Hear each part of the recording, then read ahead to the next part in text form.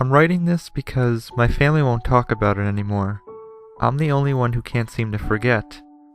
I was raised on the outskirts of Preston, a small town in southern Idaho with a population of around 5,000. My more immediate community was an isolated, dead-end dirt road called Bear Creek. Less than 20 families lived on the Bear Creek. I didn't mind being so isolated. I grew up in the comfort of wide fields and close neighbors that only rural people know. We were a Mormon community, very church-centered, very community-centered. All the young girls, myself included, were part of the young women's group, and all the boys were members of the local Boy Scout troop, which doubled as a church group in our area. We had 4th of July parties at the local ballpark and swam in the nearby reservoir. It was a good, quiet community.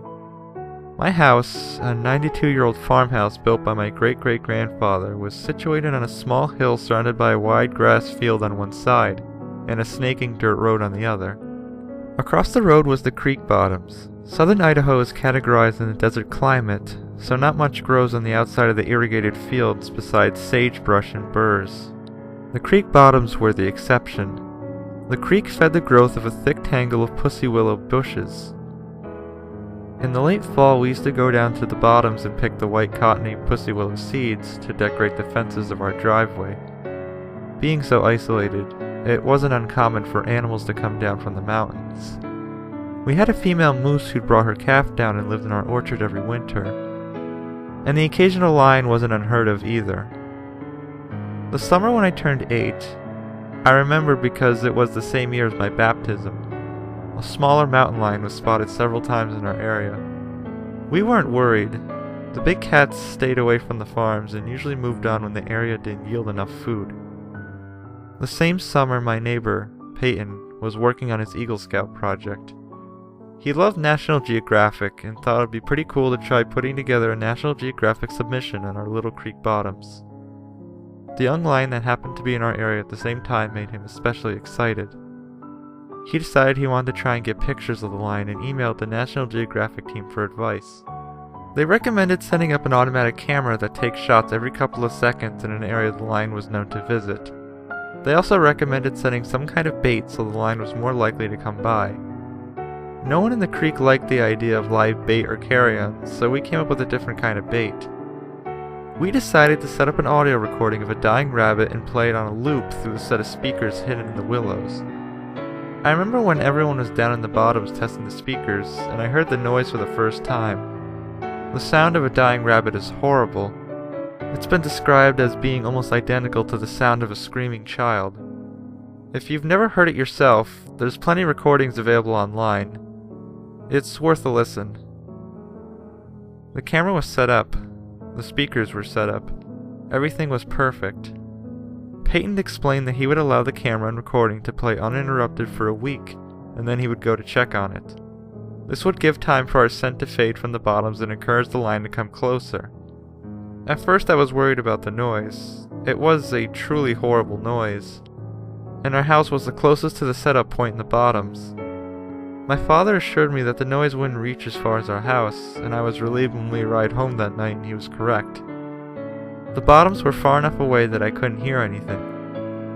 I remember Peyton the next day at church. He was fidgety and excited to check on the equipment, but he had to wait a week, which everybody kept reminding him. He couldn't risk going down too early and scaring the lion away for good. That night I woke up to an awful noise. I sat ramrod straight in my bed with my eyes wide in the dark. Hands clutched so hard my palms bore the indent of my fingernails for hours after. I knew that noise. It was the recording of the rabbit. It sounded faint and far off, like it really could have been coming from the bottoms. But that was impossible, because the recording had been going all night the previous day and I hadn't heard a thing. I didn't sleep that night. I was too scared to get out of bed and wake up my parents. The recording played over and over again. I had the loop memorized. In the morning, I stumbled into the kitchen for breakfast. My mom and dad were sitting at the kitchen table. They too had dark rings under their eyes. I hadn't been the only one who had heard it. Mom was convinced that the equipment must have been broken. She wanted to go down to the bottoms to check it out. But Dad refused. He was a kind, gentle man and didn't want to stir up any unnecessary drama. He was sure that there was a strong wind last night and the wind was carrying the noise farther than its natural reach. He told us to listen, and we did. He was right. We couldn't hear it now. We forgot about it and went about our daily goings. The next night, it had happened again. I stayed up in bed with my back to the wall. The screaming was even louder than before, but this time something was different. It was lower pitched than I remember, and parts of the loop were slowed down, as if the recording were warped in places. At times, the loop did not loop naturally, and instead picked up at a random place in the middle. My mom didn't mention anything at the breakfast table, but both her and my dad seemed tense. The third night, I mustered the courage to stand beside my bedroom window and look out into the yard. For a moment I stood, rooted to the spot, my hands shaking no matter how hard I clenched them. The noise settled in through the cracks in the window. I watched the outline of the trees in the yard. Perfectly still. Not even the slightest breeze stirred their branches. My mom announced that she was going to visit her sisters in town the next day and would probably spend the night there. She invited me to come along, but I was a daddy's girl at heart and chose to stay at the farm. I took Mom's place beside Dad in their bed that night, but even that didn't help.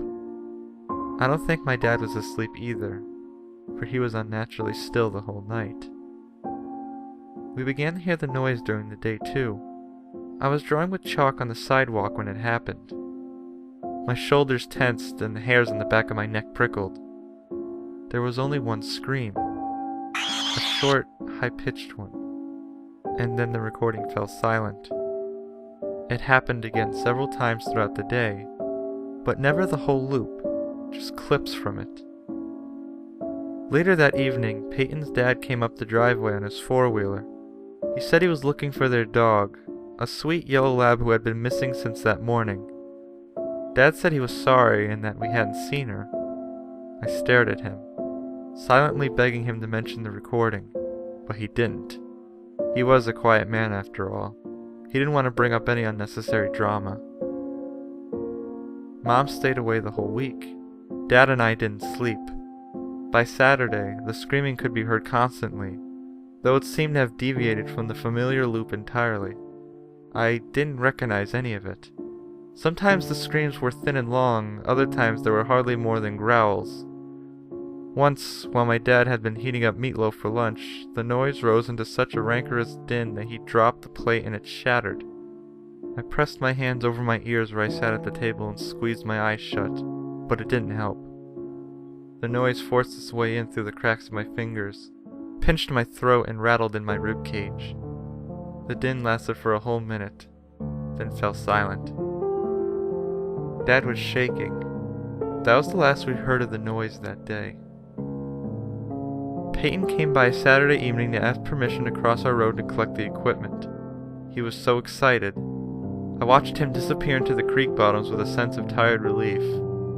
After the equipment was gone, it would all stop. I couldn't wait to get a full night's sleep. Not a minute later, I spotted Peyton coming back up from the creek. I was confused. It had taken us much longer to set up the camera and speakers, so I had only assumed it was just as long to collect them. My breath stilled when Peyton came closer. He didn't look right. His eyes were wide and his face pale. Something wet dribbled from his chin and onto his shirt. I later realized it was vomit.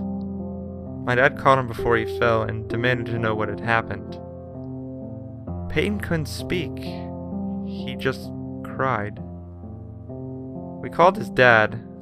I looked after Peyton as both my dad and his dad went into the bottoms. They were gone a long time. When they returned, their faces were grim, and they smelled funny. I noticed red on my dad's hands. I asked what was wrong, but they brushed right past me and immediately called the police. Nobody would tell me what had happened. I sat on the couch as a blur of neighbors and police officers swirled around me. At one point, an officer placed something on the kitchen table and left. I looked into the kitchen curiously. It was the camera from the bottoms. I wish I hadn't looked. The camera was a little banged up. Tiny scratches and dents covered the plastic casing. When I lifted it, my hand stuck to the plastic. Something tacky and odorous covered the screen, but it turned out fine. The first set of photos were normal, just the pussy willows cast green in the glow of the night setting. As I continued to click through them, they quickly became strange. At one point, the camera angle changed, as if the camera had been knocked from its post. Grass now obscured most of the frame. Flecks of red appeared on the lens and remained for the rest of the sets. One photo made me pause. There was a figure in this one, or half of a figure, as most of the upper torso hadn't made it into the frame. I thought it could have been human, but it didn't look like it should be standing upright. Its legs were twisted like an animal, and it seemed to be having difficulty supporting itself in an upright position. Beside the legs, a long, thin arm hung. Whatever it was must have been stooped over, for its fingertips hung below its crooked knees. The next set was different. It was as if the camera had been picked up and was now being held. The first photo was of the bottoms at night. The next startled me. I had to look closely before deciding what it was. A rabbit had been laid in the bushes, but its ears and most of its scalp had been peeled away. The next was of the same rabbit, but a thin dark hand was holding it up against the sky. Its limp body hung, like something from a nightmare. In the following photos, more rabbits joined the one, each with their ears and scalp removed. Then a cat. And then more cats. Then a dog, the yellow lab. Then the lion. The following photo was of 7 rabbits, 3 cats, 1 dog, and the lion all laid out in a row facing the same way. Their arms and legs had been arranged as if they were marching, like some parade. All of their scalps had been removed, and tiny white glints of their skulls could be seen. The last photo was overly bright, like the photo had been taken too close with the flash on. An eye dominated the frame, but it was yellowed and crusty, and had a barred pupil like a horse. In the bottom corner, the edge of a mouth could be seen.